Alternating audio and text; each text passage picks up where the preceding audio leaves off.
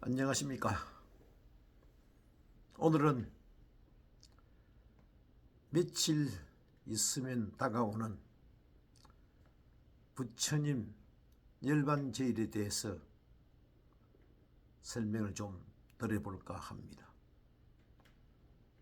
열반제일을 설명하기 앞서서 부처님하고 관계가 있는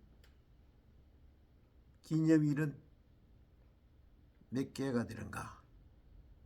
한국 불교에서는 몇 개를 기념일로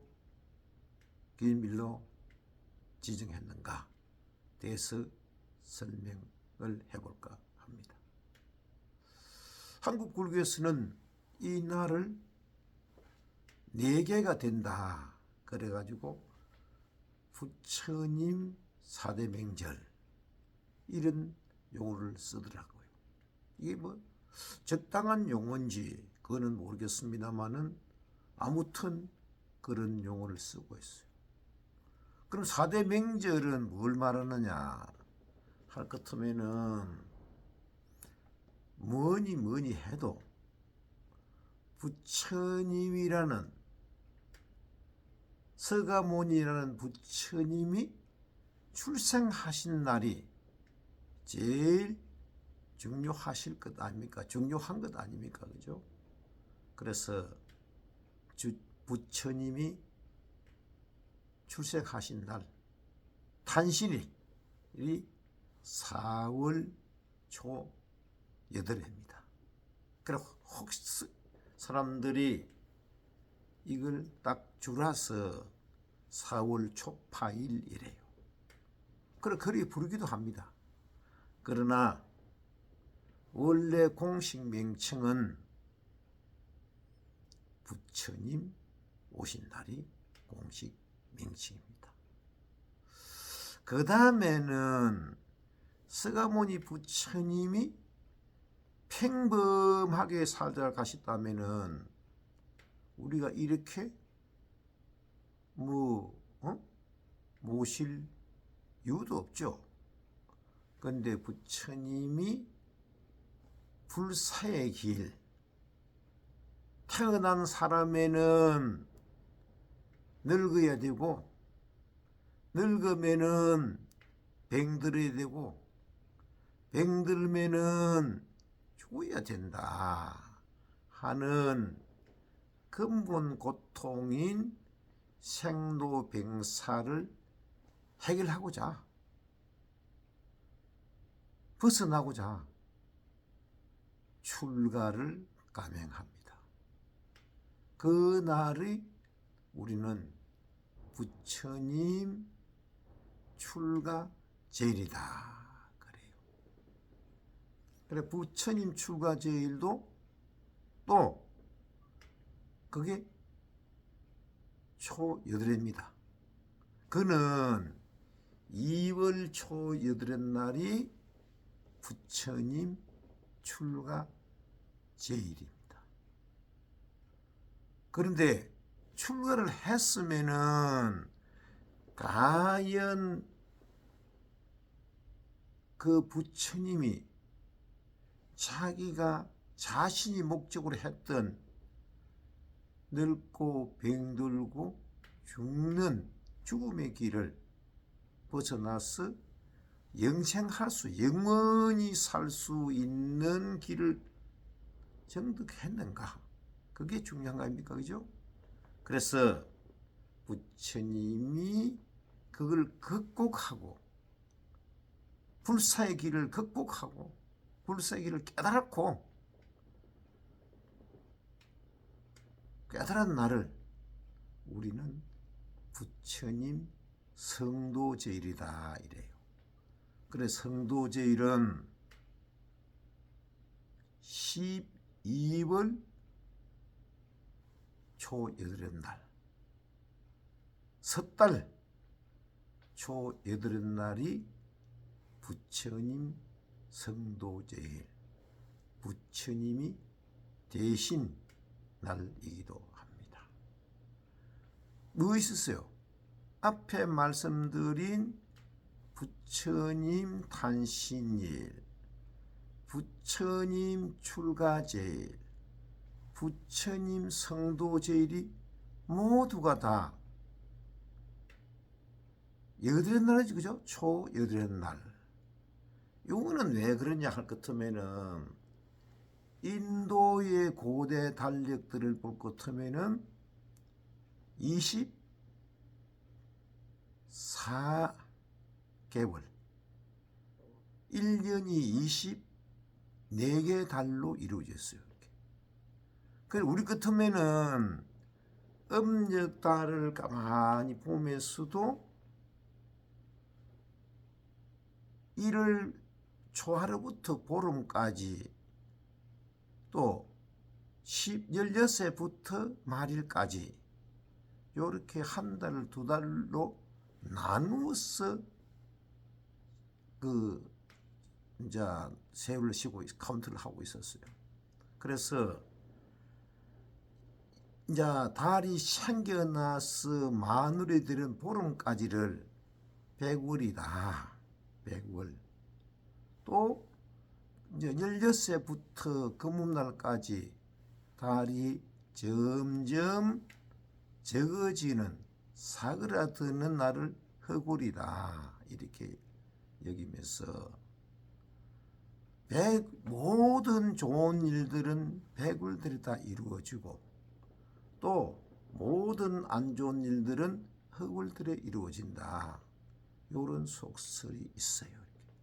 그래서 100월 초하루부터 보름까지 그 중에서 제일 중간되는 날이 언제냐? 한복판에 있는 날이 초여덟입니다. 그래서 부처님의 탄신도 그렇고 출가제일도 그렇고 성도일도 그렇고 모두가 다 여덟 날을 선택해서 부처님이 탄신하고 탄생하고 출가하고 성도 깨달음을 얻었다. 그런데 100월이 제일 마지막 달이 되는 날이 언제입니까? 보름날이죠. 부처님의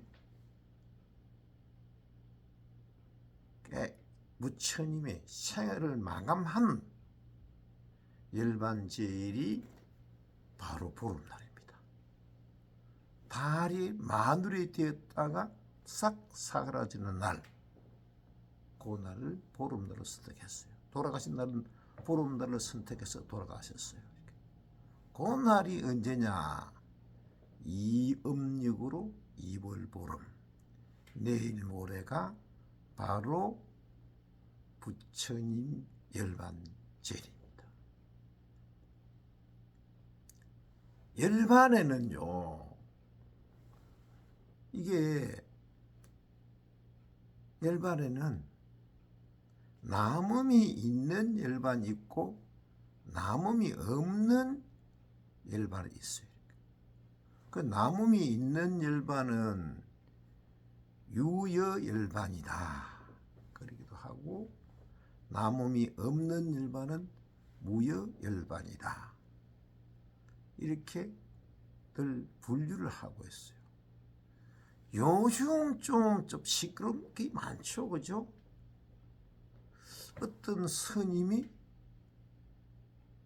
불교 교리에 반하는 이야기를 한다 이래가지고 뭐 페이스북에도 야단을 치고 뭐 온갖 소용돌이가 다 찬반 소용돌이가 일어나고 있는데, 대체적으로 그 스님을 윤회를 없다고 주장하는 그 스님을 비판하는 글들이 많이 나와요. 그런데 그 스님 경지가 어떠신지는 모르지만은 부처님의 완전한 열반을 깨달아 얻을 것 같으면은 그건 윤회가 없는 것입니다. 윤회가 없어요. 완전한 깨달음을 얻는 분들께는. 그런데 남음이 있는 열반, 그죠? 남음이 있는 열반, 유여열반은 윤회가 있습니다. 윤회가 있어요. 그것은 무슨 말이냐 할 것 같으면은 육도를 윤회를 한다 하는 것은 내가 육도를 윤회하는 남음이 있는 열반을 얻기 때문에 그렇고, 부처님 깨달음을 완전히 얻을 것 같으면은 남음이 없는 열반은요 윤회가 없어요. 그런데 아마도 지금 서가모니 부처님이 열반하시고 나서 남음이 없는 열반, 무여열반을 하신 분들이 있을까요? 갱전에서는 무여열반, 깨달음을 얻어서 부처가 될 완전한 열반을 하신 분은, 깨달음을 얻으신 분은 56억 7천만 년 후에 미륵 부처님이 용화수 나무 아래서 깨달음을 정득하고 미륵 부처님이 될 것이다. 그게 미륵 성전에 나오는 이야기 아닙니까? 그분들은 윤회가 없다 이 말입니다. 열반은 그 죽는다. 그것을 갖다가 굉장히 존칭을 해서, 불교적으로 존칭을 우러러 받들어서 열반이라고 하는 것입니다. 근데 열반의 정의를 무여열반하고 유여열반하고 나눌 수 있을 것 같으면은 이게 그 윤회가 있다 없다 하고 논할 필요는 없는 거예요. 이렇게. 그래서 유여열반이 있고 무여열반이 있다. 그런데 부처님이 왜 그러면은 출월하고 무여열반 할 수 있었는가 하는 것을 생각을 해볼 것 같으면은, 부처님 전생담을 공부를 해보고 여러 루트를 거쳐서 해보면은 이게 부처님도 윤회의 윤회를 거듭해서 500생을 갈고 닦은 거예요. 이렇게. 그죠? 500생을 갈고 닦고 선업을 썩고 선업을 짓고 하다 보니까 그게 결실을 맺어서 성불 부처님을 이룬 것이거든요. 그럼 뭡니까? 서가모니 부처님도 윤회를 거듭하다가 드디어 부처님을 이루어서 무여열반을 이루는 것입니다. 역대 조사 스님들도 그럼 무여열반을 했을까? 유여열반을 했을까? 그 깨달음의 차이에 따라서 다르겠지만은 보통 학자들이나 선지식은 유여열반, 윤회가 있는 열반을 했을 것이다. 이렇게 보는 견해가 많습니다. 근데 유여열반을 무여열반을 깨치면 뭐냐 할 것 같으면은 왜 출가하느냐? 왜 출가할까요? 요즘은 출가의 의미를 참 뭐라고 정의할지를 모르겠어요. 이렇게 출가의 의미를 잘 먹고 잘 살고 좋은 차 타고 좋은 집에서 살고 돈 벌고 그러기 위해서 출가를 할까요? 아니면은 우여열반 부처님의 길을 가기 위해서 출가를 할까요? 진정한 출가는 내가 부처님 무여열반을 정득하기 위해서 출가하는 것입니다. 출가하면은 뭐요? 첫째는 부모 형제 결혼을 했을 것 같으면은 처자식을 다 버려야 돼요. 인연이 참 중요하거든. 처자식을 다 버려야 돼. 처자식만 버려야 되느냐? 부모 형제도 버리고 집도 버리고 명예도 버리고 나중에는 내 육신마저 버리고 나중에는 내 영혼마저 버리고 할 것 같으면은 나중에는 깨달은 거예요. 성화모니 부처님처럼 500생을 갈고 닦고 선업을 지을 것 같으면은 선업인지도 모를 정도가 될 것 같으면은 그때는 무여열반, 참열반, 완열반을 한단 말이에요. 그런데 그렇지 않고 조금 하는 척하고 이럴 것 같으면은 깨달음을 못 느껴요. 이렇게.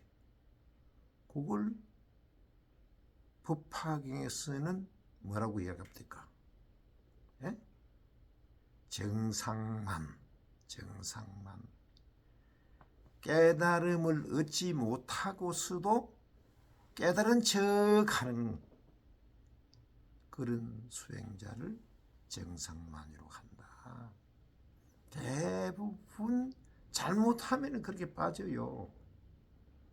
그런데 안 그런 분도 많겠죠. 한국 불교에서는 역대 고승들이 존경하는 분들이 많이 나왔어요.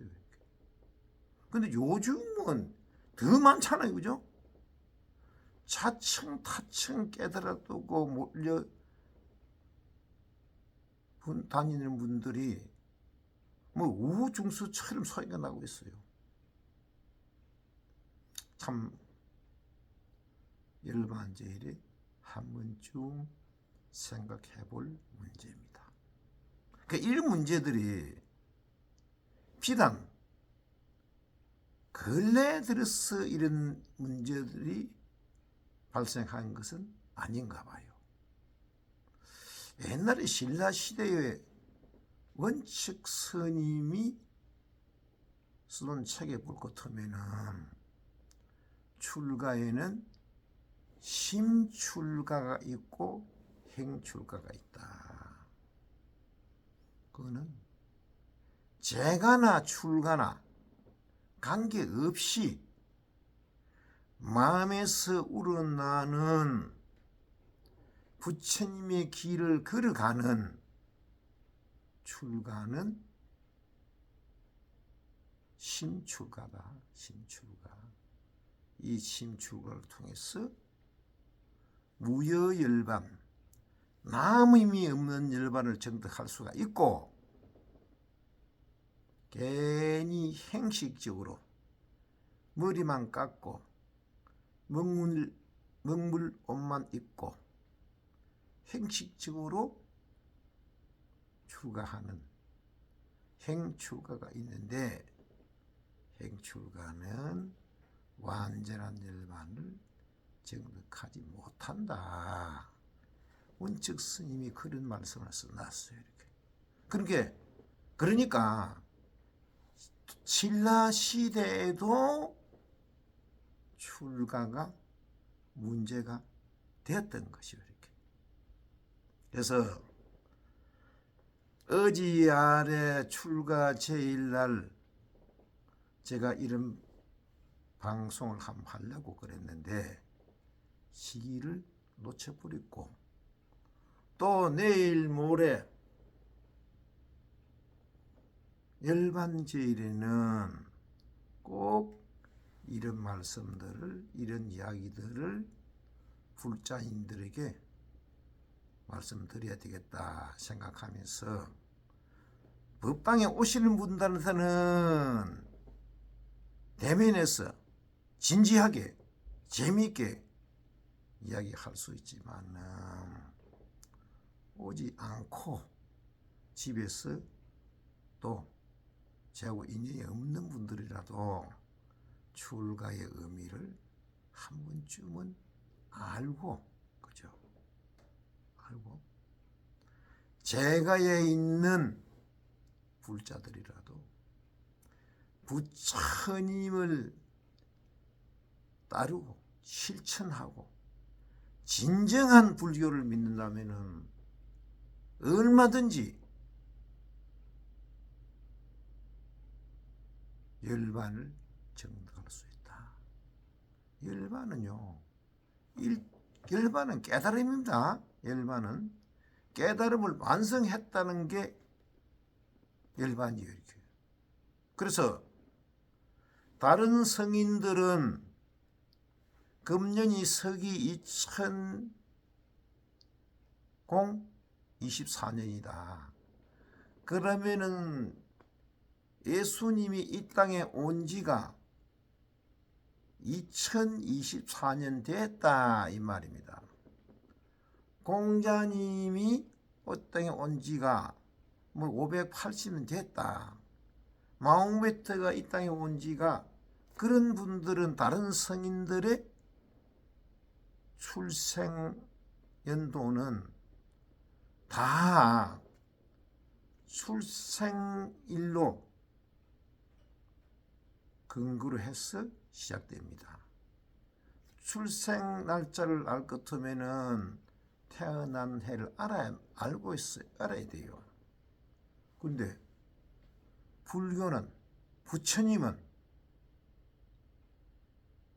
깨달음을 정득하고 나서 29살에 출가를 해서 35살에 깨달음을 정득하고 45년간을 유행하면서 돌아다니면서 설법을 하면서 중생교를 했는데, 그래도 그때는 완전한 깨달음이 아니었다 이 보는 거예요. 이렇게. 그래서 부처님이 열반하시고 나서 한 해를 불기의 원년으로 칩니다. 그래서 금년이 불기 2568년 아닙니까? 68년 갑진일인데, 여기다가 부처님의 탄신일을 말씀하실 때는 80년을 더해줘야 돼요. 살아있던 80년을 더해줘야 부처님 오신 날이 되는 것입니다. 그래서 불교는 다른 종교와 달라서 무조건 하고 교주를 신비한 인물로 만들고 불가사의 인물로 만들어서 찬양하고 다른 것이 아니고, 부처님의 불교는, 가르침인 불교는 완전한 깨달음을 얻고 나서 비로소 열반하고 돌아가시고 나서 그분의 가치를 따르고 실천하는 종교가 불교입니다. 자, 오늘은 열반절에서 설명을 좀 드렸는데 궁금한 것이 있을 것 같으면은 전화로 문의하셔도 됩니다. 전화번호는 010-3280-0002번입니다. 자, 오늘 고맙습니다. 마치겠습니다.